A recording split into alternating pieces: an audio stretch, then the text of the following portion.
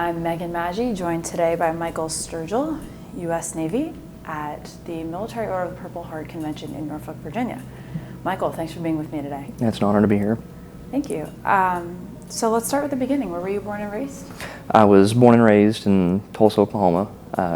Born in Tulsa and grew up in Broken Arrow, just right outside of Tulsa. Do you have a legacy of Navy or military service in your family? My uncle was a Vietnam veteran, and my grandfather was a Korean War veteran. Did that inspire your decision to join the Navy? It did. I admired my uncle quite a bit. One of the best guys I ever knew in my life. He's since passed away, but I think that kind of led me down that path, looking towards serving. And what year did you join? I joined in 2004. Okay.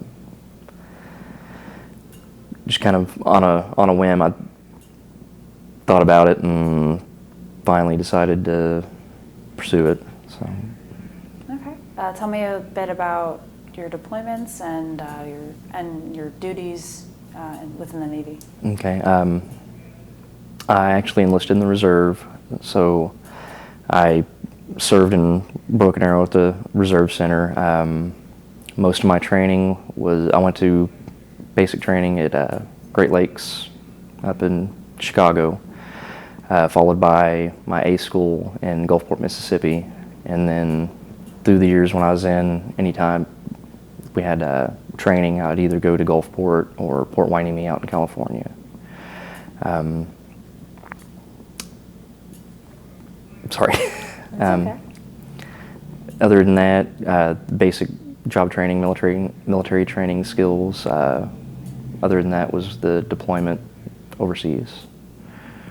And you served one deployment in Iraq. Yes, ma'am. 2007. I was out of Fallujah, and I was in the Navy as a CB, which is basically engineering and construction.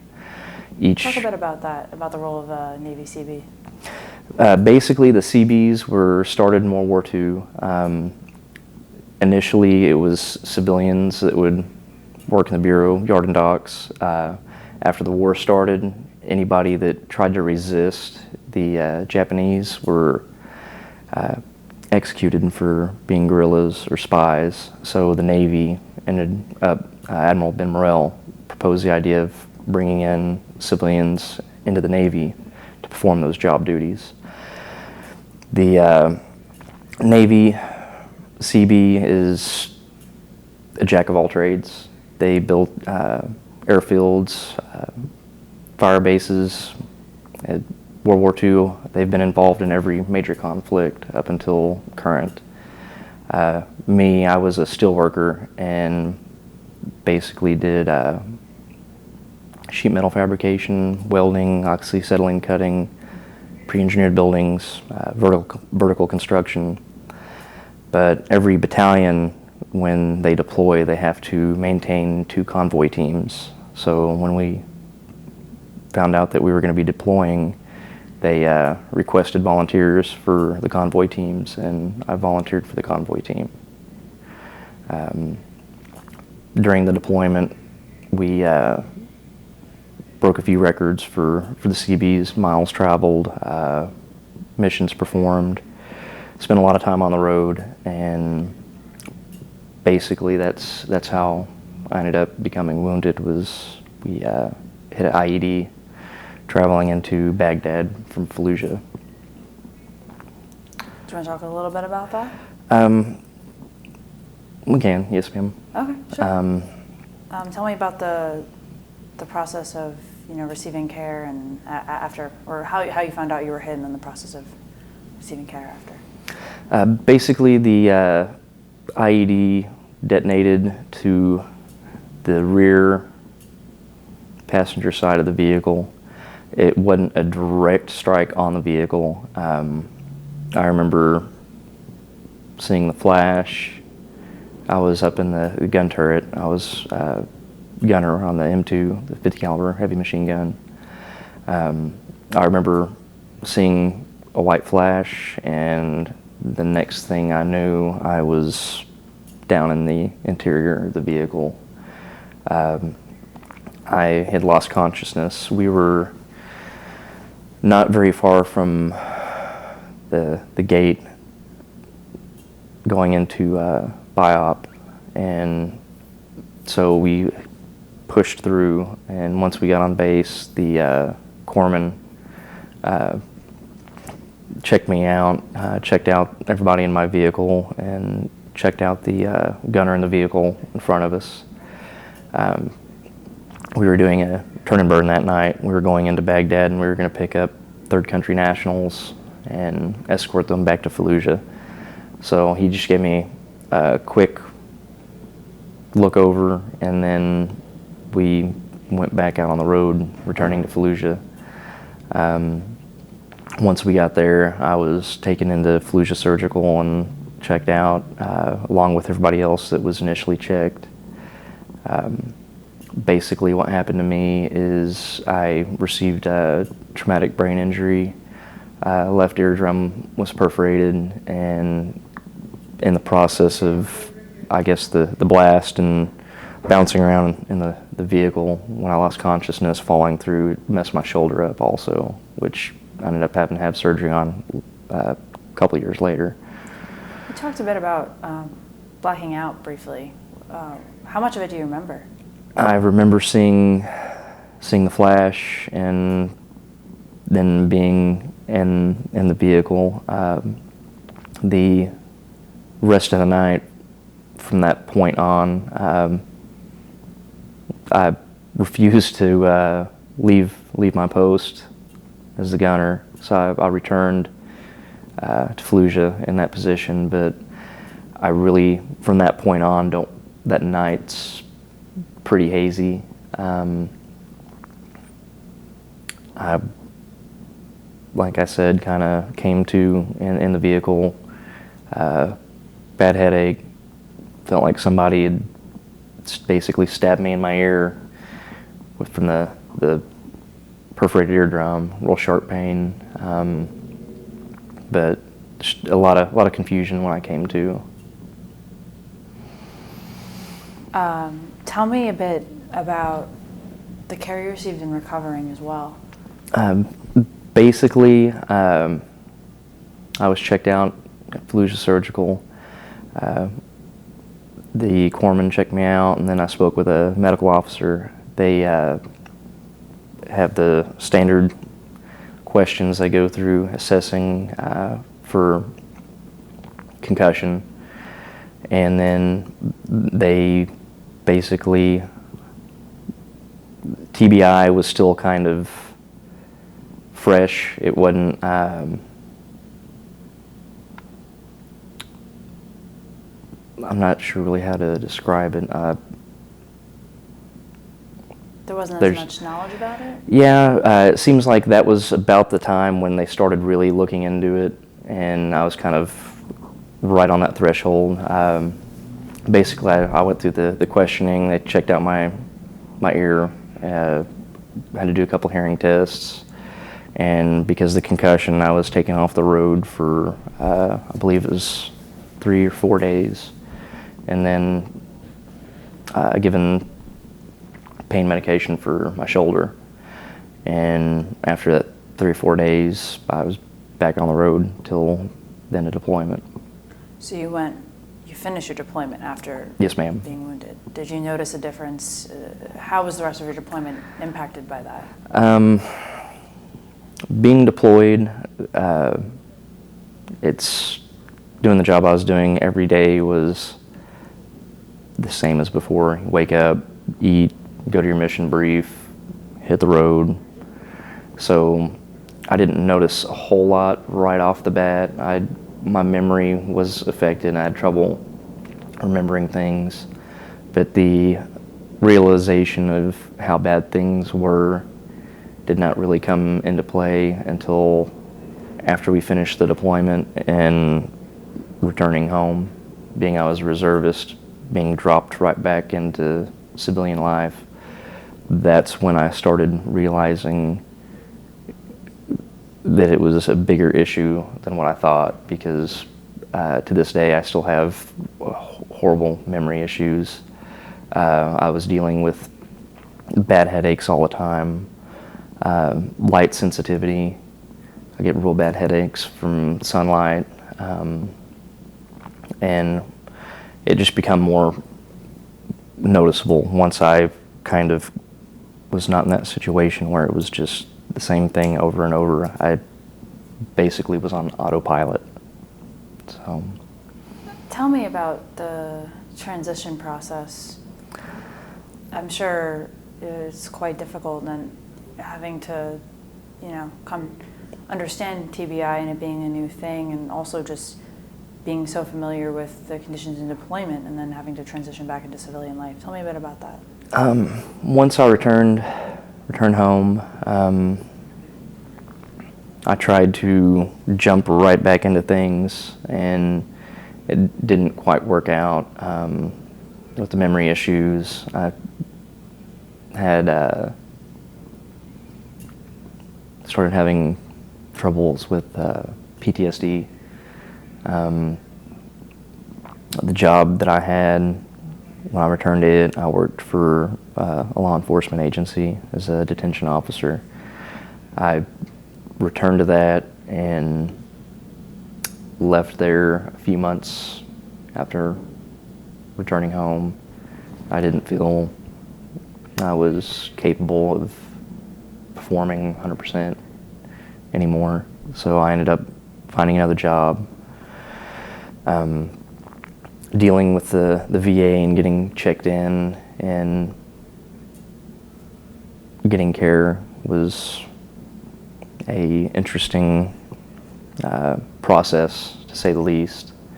And then with that happening on active duty and still being in the reserves, like my shoulder, for instance, I had to have surgery on it, and it was put off for roughly 2 years or so because of the Navy and the VA going back and forth on who was actually going to be taking care of it.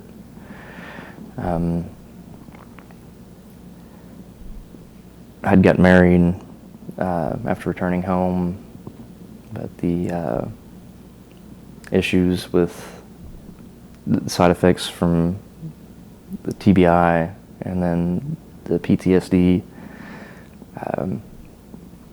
caused a lot of issues. So that ended up lasting about 5 years, and then came to an end. I continued in the reserves till 2012. From 2007, after I returned home, till 2012, I was on medical hold because of my shoulder. And then the VA, once they had rated me with service connection on the disability, that forced the Navy to step up on their side, which the medical review board process and all that, till I eventually, like I said, got out in 2012.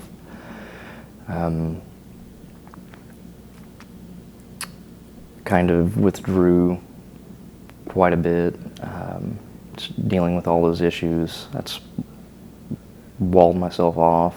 It's a lot of the issues that I had with the marriage. How did you eventually get connected with the Military Order of the Purple Heart Service Foundation? I believe it was the following year after returning home. I went to the Navy Ball, and they had a guest speaker that was a World War II veteran that served in the Navy. And he, after he did his speech and everything, said that he heard that there was 2 individuals that had received the Purple Heart that just came back off deployment, and he'd like to speak with us. So I approached him after everything kind of died down, and that's when he told me about the Military Order of the Purple Heart and what they do, and asked me to consider joining. And I did join. Was not active for a couple years after joining. Once I finally made it to a meeting or two, there was another gentleman there that was Iraq and Afghanistan veteran, and he ended up working with me quite a bit, and between the friendship that I developed with him and then with the gentleman in the Military Order of the Purple Heart, really having the camaraderie and just being around fellow soldiers is pretty much what brought me back, helped open me back up, and it had a significant effect on me as an individual. It really turned my life around. How so? I'm sorry, ma'am? How so? Basically, it helped break down the barriers I built up. Just having that camaraderie, having individuals with similar experiences, being able to speak to, them being there, kind of nudging you to seek help, really turned things around for me. I started coming out of breaking down the walls, came out of my shell, got me more involved with the order and pushed me to reach out and start helping other veterans. It's given me a purpose again that I'd lost. Tell me a bit about, are you currently working with the Military Order of the Purple Heart? Currently, I'm the department commander for the state of Oklahoma. Okay. Tell me a bit about that role and how that's helped you through the transition process as well. I was elected department commander a few months ago, so I'm still pretty new to the role. Basically, it's allowing me to help as many veterans as possible in our state through fundraising and programs that we run, especially up in the area where I live, the chapter that I'm a part of. Every year we reach out to all the reserve National Guard units in the area, and around the holidays we do food baskets for needy soldiers, sailors and airmen and Marines that are there. Try to help out anybody that seeks us out. We've had a couple individuals that were having tough times, disasters. Oklahoma's got bad weather quite a bit. Flooding, we've been able to help individuals cover costs of home repair. We've helped get an individual his home with working with Lowe's on a program they have. Was able to fix his home up. Let's see. Just different instances like that. Anytime anybody needs anything. We've also got the veteran service officers that we're able to get veterans in touch with to help them with their claims and process through the VA system also. Very nice. Well, Michael, you've served our nation in many ways for some time. When you think about your service, what are you most proud of? What I'm most proud of is the military service, or just in general? In general.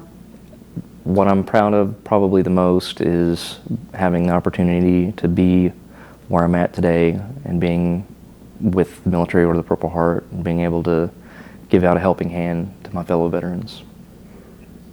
Very nice. Anything else you'd like to say about your service and coming home and kind of transitioning?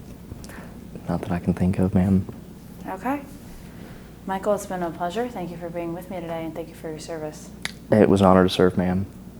I'm joined by Michael Sturgill, a veteran of the U.S. Navy. We're at the Military Order of the Purple Heart Convention in Norfolk, Virginia.